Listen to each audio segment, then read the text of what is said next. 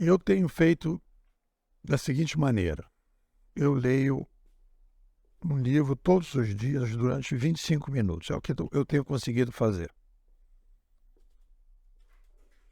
Então, no momento que eu estou lendo o livro, eu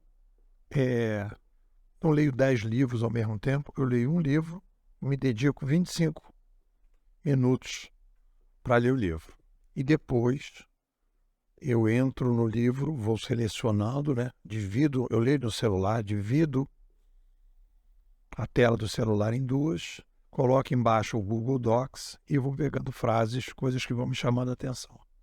E depois escrevo artigos. O livro aí recente do Joel Moraes, O Sucesso é Treinável, eu escrevi 8 artigos. Depois Como Mudar o Mundo, do Apelo, eu escrevi 3 artigos e agora, ontem eu escrevi o artigo do Christensen, e esse artigo não é um artigo do livro, não é um artigo sobre o livro, o diálogo que eu estou tendo com o livro dele. É um artigo que tem a ver com o fantasma do Christensen que chegou em Teresópolis. E eu vou explicar para vocês. Quando a gente lê um autor e a gente se dedica a um livro especificamente, aquele autor, ele entra na tua cidade, ele entra na sua vida, e aí ele começa a caminhar com você, tomar café com você, almoçar com você, ele começa a frequentar você. Então, o que o Christensen vai falar no livro dele, Como avaliar a sua vida?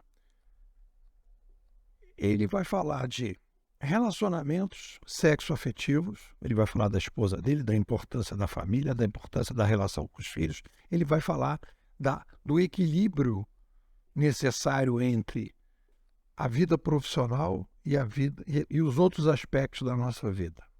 Ok. Ele vai falar de motivação. Que você tem que fazer um trabalho, uma motivação.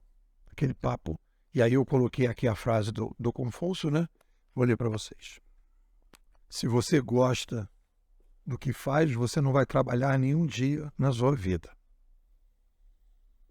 Então, a ideia do trabalho, e aí quando o Christensen fala da motivação do trabalho, ele veio me provocando. E aí então, esse artigo é uma resposta, depois que ele veio, tomou café comigo, tomou uma cerveja comigo, caminhou comigo, coisas que eu fiquei pensando sobre isso. Então, eu acho que existem 3 fatores importantes quando a gente vai falar do trabalho das pessoas, A gente tem que, primeiro, eu separei aqui 3 tipos de trabalhadores, 3 tipos de forma de exercer o trabalho. Então, eu coloquei o primeiro, é o mesadeiro, pessoa que não consegue gerar o próprio sustento depois de uma certa idade, por exemplo, de 30 anos em diante. Pessoas que não conseguem trabalhar. São aqueles filhos que foram super protegidos, que tiveram um problema afetivo com os pais não se preocuparam com eles como deviam, ou ele tem algum tipo de problema psicológico, psiquiátrico, na mente, etc, etc. Pode ser vários diagnósticos, a pessoa não consegue, então ele é o mesadeiro, ele fica esperando mesada. Depois a gente tem o cara conseguiu trabalhar, ele ganha o dinheiro dele, mas é um trabalhador sem missão. É aquele cara que na sexta-feira se arrasta, aquele cara na sexta-feira que ele vibra e na segunda ele se arrasta. Ele fez do trabalho um saco. Ai, que saco, eu vou trabalhar. E o trabalhador missionário? E aí eu digo, que o trabalhador sem missão é aquele cara que trabalha para ganhar dinheiro. O trabalhador missionário é alguém que ganha dinheiro para trabalhar. E aí tem uma discussão interessante sobre isso, E aí eu acho que isso não está claramente colocado no livro do Christensen, que é o seguinte: a gente precisa separar 2 tipos de legado. Primeiro, o sapiens é uma espécie que tem consciência da morte. Então, existe uma demanda dos sapiens por deixar legado. Porque se eu sei que vou morrer, eu quero deixar algum legado. Aí a gente tem 2 tipos de legados que a gente pode deixar. O mais comum, o mais mainstream, que todo mundo faz, que acaba sendo parecido com as outras espécies e pouco com sapiens, é o legado biológico. Aí eu vou ter meus filhos vão ficar, eu tenho meus netos, então você vai deixando descendentes, então é o legado biológico. Eu diria assim que grande parte das pessoas trabalha nesse troço, dessa forma. E aí você repara, é um legado que os passarinhos deixam, que os gambás deixam, que os lobos deixam, que as formigas deixam. É um legado biológico. Quando a gente fala dos sapiens, né, o que seria interessante para um sapiens, uma vida mais significativa, não é o legado biológico, é o legado criativo. O legado criativo é aquilo que você vai deixar coisas, sejam obras, pinturas, músicas, trabalhos, peças de madeira, sei lá, cada um pode inventar o que for. Mas são legados criativos, né? Me lembro do Drummond, por exemplo, o caso do Drummond de Andrade, que ele teve que fazer na vida dele? Ele teve que ser bimodal. Então ele tinha lá um emprego burocrático para ganhar dinheiro e a poesia que não dava dinheiro era o seu grande legado criativo. Eu me lembro também, né, no Star Mais tem uma série que eu adorei, Gênios, a primeira temporada sobre o Einstein. No primeiro momento do Einstein, ele vai trabalhar numa firma de patentes. Mas ele continua tentando manter o seu legado criativo. Então, querendo ou não, para você ter o legado criativo ele tem que diretamente estar ligado ao trabalho.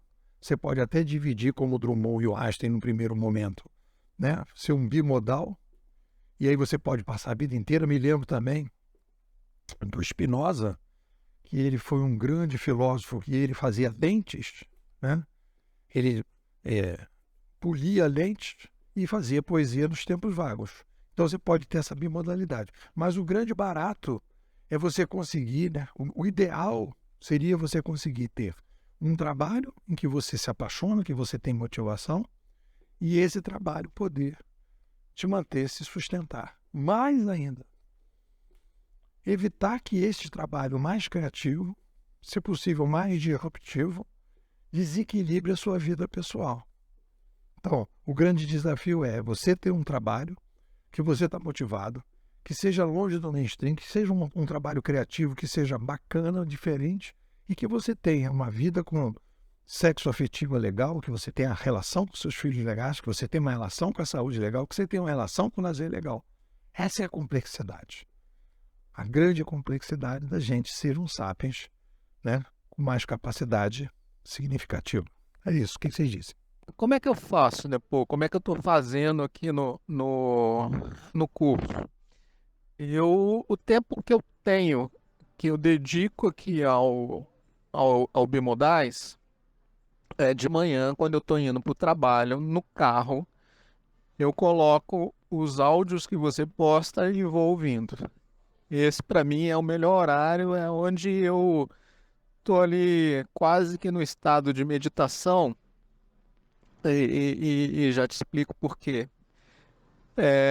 Uma das minhas graduações foi em filosofia, né? E foi o período acadêmico, eu diria que talvez eu tenha mais me deliciado, mais do que engenharia, mais até do que o meu mestrado. Filosofia foi um deleite total.